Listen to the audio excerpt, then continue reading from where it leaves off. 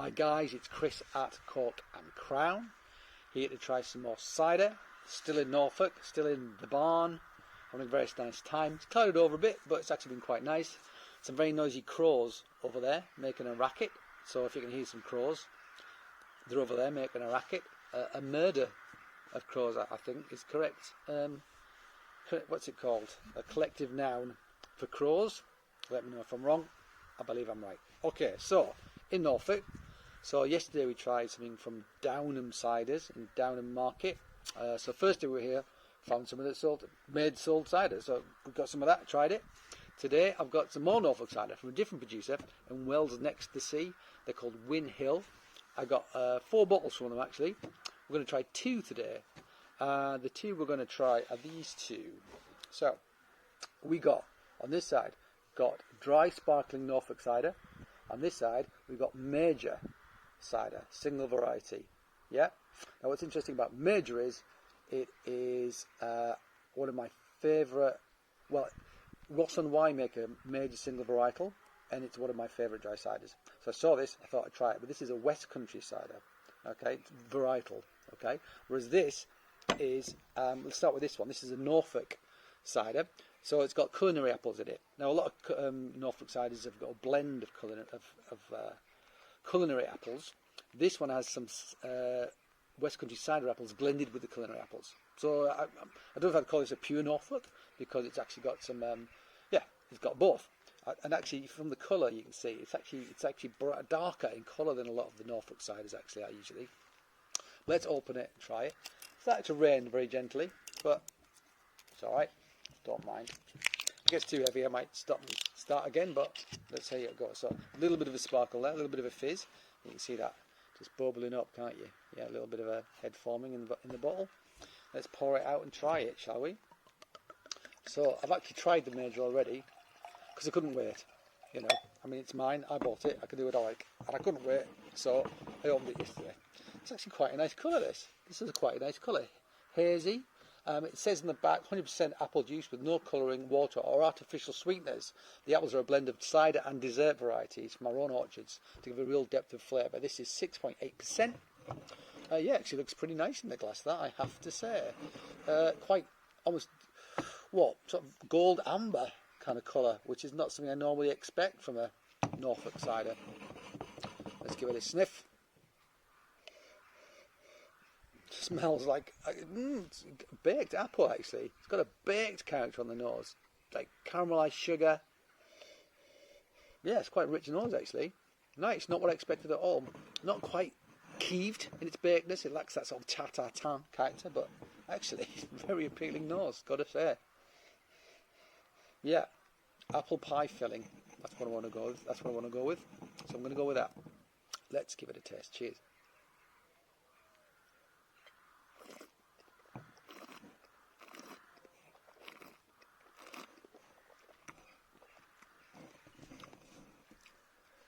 So, much more tannin than the Downham cider that we had, which was just culinary apples. I have to assume. It felt like it was, it looked like it was.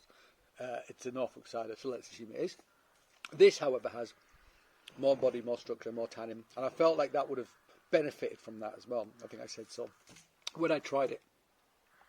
But this has got a real, it is apple pie filling, mate. It really is. Tannin. It's got that rich apple character, but there's a sort of demerara baked character to it, which I like a lot. It can almost make me think of like vanilla in there as well or something. Just something sort of like that. A little bit of acidity, not too sweet at all. This is a nice medium. Doesn't say it's a medium on there, but it is. It's good. It's not too... and the sugar, and it says on here, 100% apple juice with no colouring, water or artificial sweeteners. So maybe they've added sugar and pasteurised it. Maybe they've racked off so there's no yeast in there to ferment. Not sure how they've done it, but it tastes really good.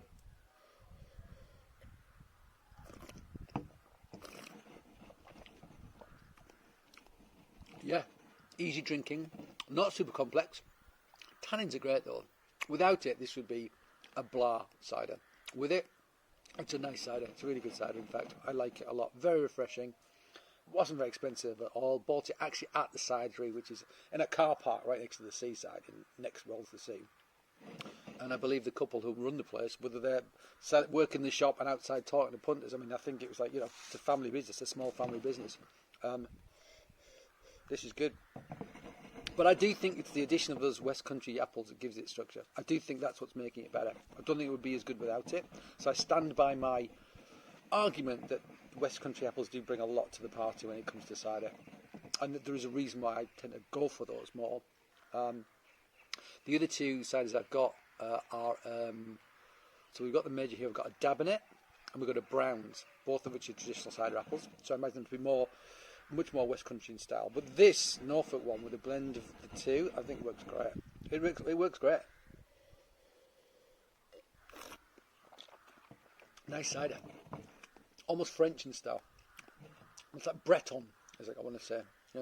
Not quite as sweet as some of the Normandy ciders can be. It's got more of a Breton character, like the Kerry Sack that we tried. That's what it makes me think of.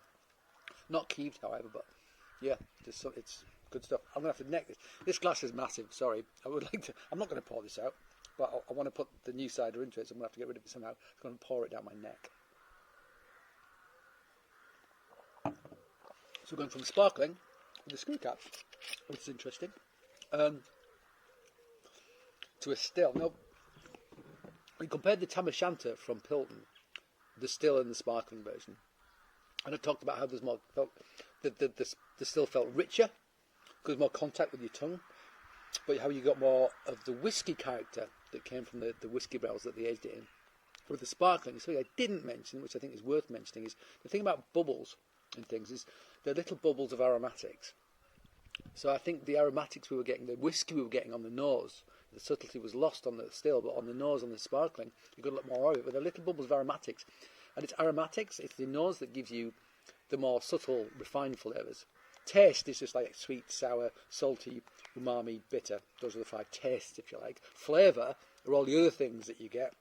And really you need your nose for that. So I think that's why the sparkling delivered more flavour, if you like. Good example of that. One of the reasons why bread is so delicious is it's full of bubbles. Full of bubbles. When you bake it, it expands and there's bubbles in there. And when you cut it and you bite into it, those bubbles pop and you get all that bready aromatics up your nose, and it just tastes amazing. I mean, I love bread. I'm a bread freak, but that's one of the reasons why it's so tasty. Starting to rain a little harder, but I'm going to keep going. So let's try this now. As you can see, I've drank quite a lot of it. I couldn't resist. I'm going to have to make it quick and get soaked, possibly. I don't think it's going to rain heavily. So there, look at the colour. So there you go.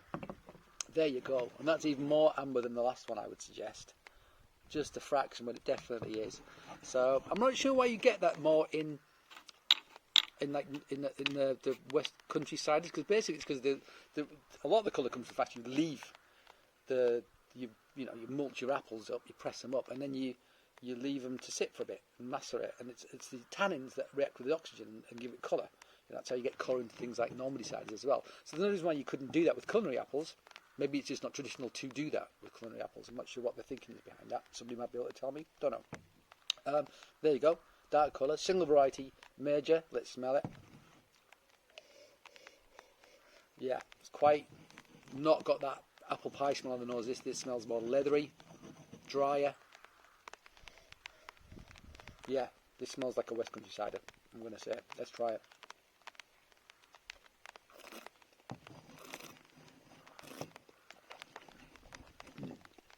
Good tannins again.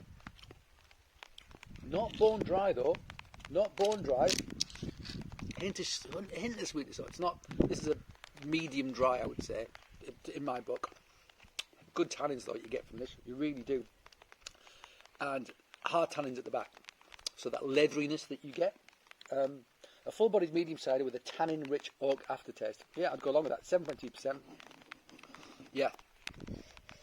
Now, if you gave me this blind, I would say West Country cider, because these apples just give it that sort of character. But this is a great representation of a major, I think. It really is. It's not got the funk of the Ross and Wine, but it still works. It's now pissing down. I'm going to keep going. Sorry.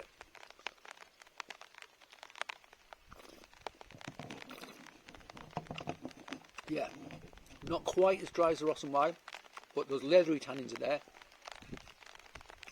I like it, it's good. Whin Hill, or a winner in my book. Okay, it's really raining quite heavily now, so I'm going to stop.